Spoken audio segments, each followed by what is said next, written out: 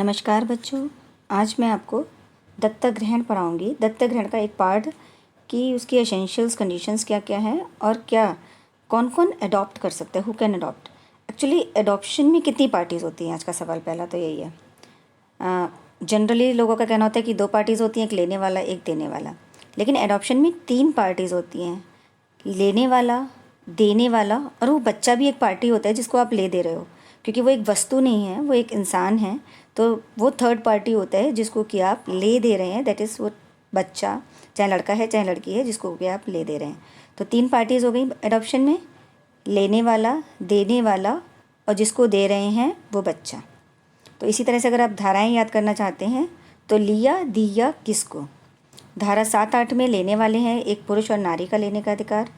धारा 8 में जो दे सकता है, कौन बच्चे को गिफ्ट दान उसमें अडॉप्शन में दे सकता है, उसका दिया गया है। और धारा 8 में ये बताया गया है कि किस बच्चे को अडॉप्शन में या दत्तक ग्रहण में दिया जा सकता है या किस बच्चे का दत्तक ग्रहण किया जा सकता है।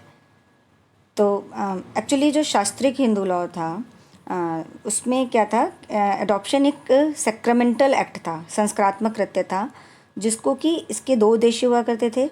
अपने अंतिम संस्कार के संपादन को सुरक्षित करना, मतलब जो आपका फ्यूनरल राइट्स हैं उसकी परफॉर्मेंस को सिक्योर करना, क्योंकि पुराने ज़माने में केवल पुत्र ही था जो संस्कार किया करता था, तो बच्चे की आवश्यकता थी, एक पुत्र होना आपके लिए आवश्यक था ताकि आपका अंतिम संस्कार प्रॉपरली हो सके।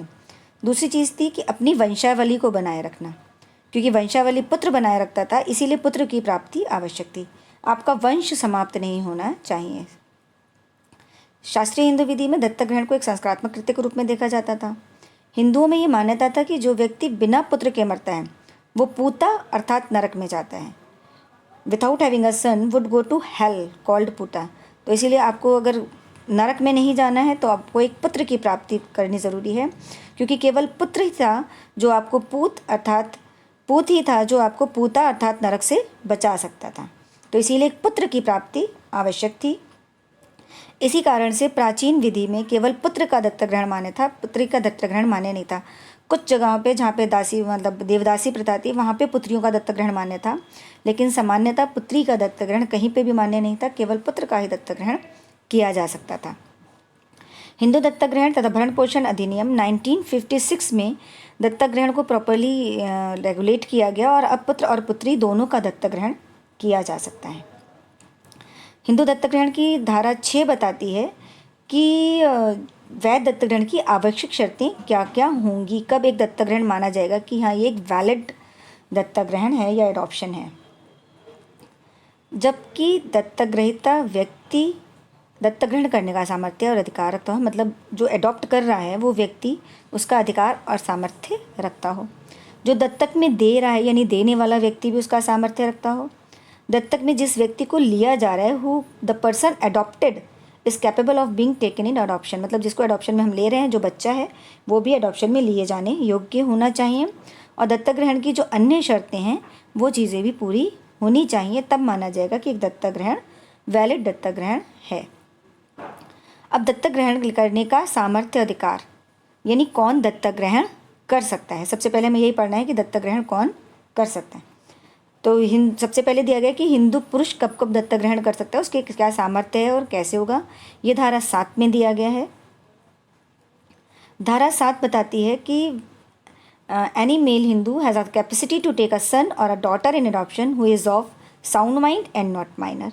जो स्वस्थ मस्तिष्क का है यानी आप पागल नहीं हैं, विकृत चित्त नहीं हैं, तो और आप अवयस्क नहीं हैं यानी आप मेजर होना चाहिए अगर कोई व्यक्ति किसी बच्चे का दत्तक ग्रहण करना चाहता है तो। इसके अलावा अगर वो पुरुष है तो इसके लिए एक प्रोविजियो लगाया गया है सेक्शन 7 में, मतलब कि if the male Hindu has a wife living, अगर जिस दिन वो अडॉप्शन कर रहा है उस दिन एक पत्नी जीवित है उसकी, then he shall not adopt except with the consent of his wife, उसकी बीवी की कंसेंट के बिना वो जो है अडॉप्शन नहीं कर सकता, दत्तक ग्रहण नहीं कर सकता, unless she is incapacitated to give the consent by reason of her having, जब तक कि वो इनकैपेसिटेट मतलब सहमति देने में असमर्थ ना हो। किस वजह से?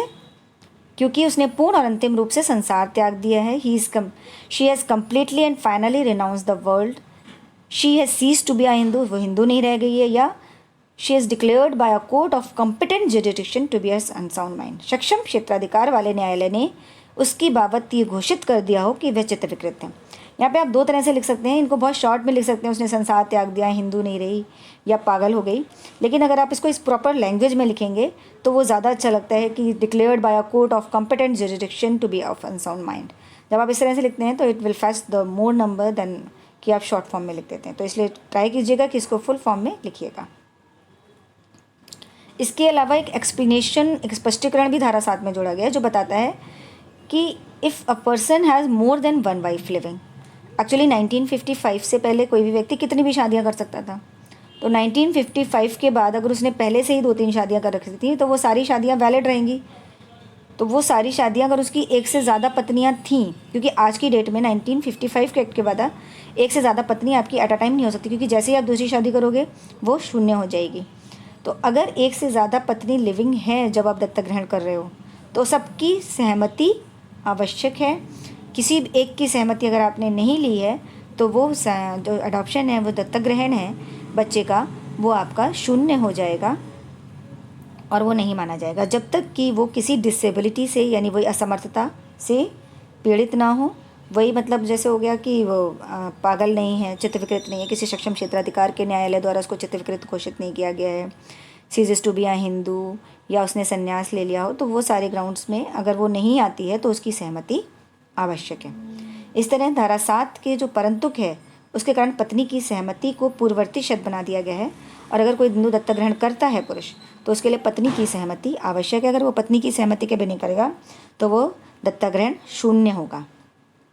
घीसालाल बनाम धापूबाई के वाद में ये 2011 का वाद है। सुप्रीम कोर्ट ने कहा था कि उच्चतम न्यायालय ने अवधारित किया कि जहां दत्तक के संस्कार किए जा रहे हैं वहां लोगों की सभा में एक दर्शक के रूप में पत्नी की उपस्थिति को उसकी सहमति नहीं माना जा सकता। Wife as a spectator in the assembly of people who gather at the place where the ceremonies of adoption are perform can not be treated as her consent. मतलब वो बैठी हुई है वहाँ पे, उसको पता नहीं है क्या चल रहा है, उसने कंसेंट नहीं दी है, तो वो कंसेंट के रूप में नहीं माना जा सकता। आप किसी सभा में हैं तो वहाँ पे आपकी सहमति नहीं मानी जा सकती हर चीज़ के बारे में कि आपकी उसके बारे में सहमति थी। तो दूसरे शब्दों में हम ये भी कह सकते हैं कि केवल उपस्थिति मात्र से हम ये नहीं कह सकते कि उसकी सहमति है।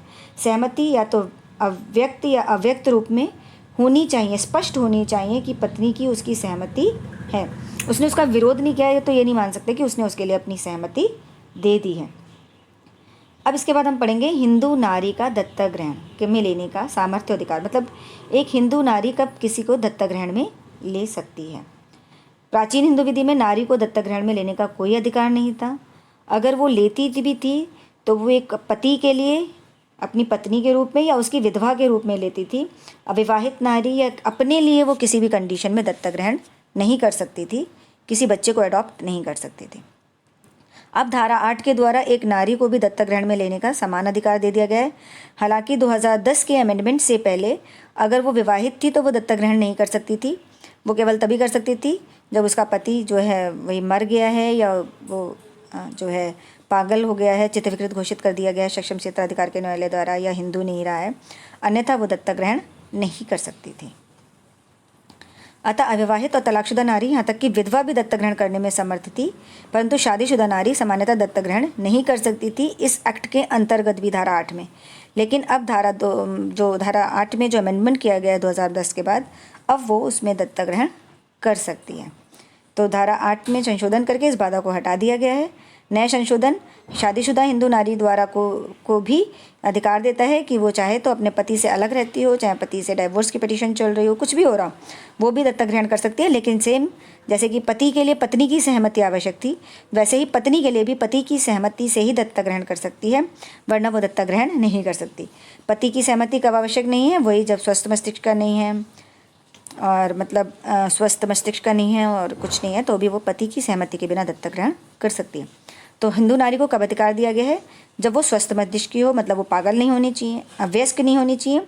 अगर वो मैरिड है तो अपने पति की सहमति से ही वो दत्तक ग्रहण कर सकती है।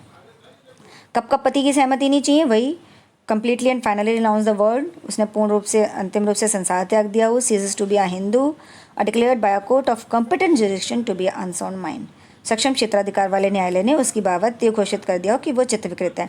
ये जो 3 पॉइंट्स हैं इनको बहुत अच्छे से याद कर लीजिए, क्योंकि ये पूरे के पूरे अडॉप्शन एक्ट में बार बार आते रहेंगे। कब आप ले सकते हैं, कब नहीं ले सकते हैं, कब सहमति आवश्यक है, कब सहमति आवश्यक नहीं है, उसमें सब जगह पे आपको ये बार बार लिखना है। तो इसको अगर याद कर लेते हैं तो adoption act is the most easiest act, क्योंकि आपको कुछ वर्ड्स हैं जो आप एक बार याद कर लेंगे तो आपको बार बार उन्हीं शब्दों को देना है, तो वो काफ़ी ईजी हो जाता है। तो इस तरह से अगर आपको दत्तक ग्रहण करना है तो एक हिंदू पुरुष, एक हिंदू नारी कब कब दत्तक ग्रहण कर सकते हैं। पुरुष कर रहा है तो पत्नी की सहमति से करेगा, पत्नी कर रही है तो पुरुष की सहमति से, अपने पति की सहमति से करेगी। ये आवश्यक है। तो अगर आपको ये वीडियो पसंद आया है तो आप इसको लाइक और सब्सक्राइब कीजिए, और अगर आपका कोई सवाल है तो आप यहाँ पे कमेंट बॉक्स में पूछ सकते हैं। इसके आगे की जो चीज़ें हैं वो मैं नेक्स्ट स्लाइड में डालूँगी, कब कौन कोई व्यक्ति दत्तक ग्रहण में दे सकता है, किस बच्चे को दत्तक ग्रहण में लिया जाएगा, और उसकी अन्य शर्तें, क्योंकि वो बहुत लंबा हो जाता है, इसलिए मैं इसको कई लेक्चर्स में एक एक करके डालूँगी आपके लिए। Thank you.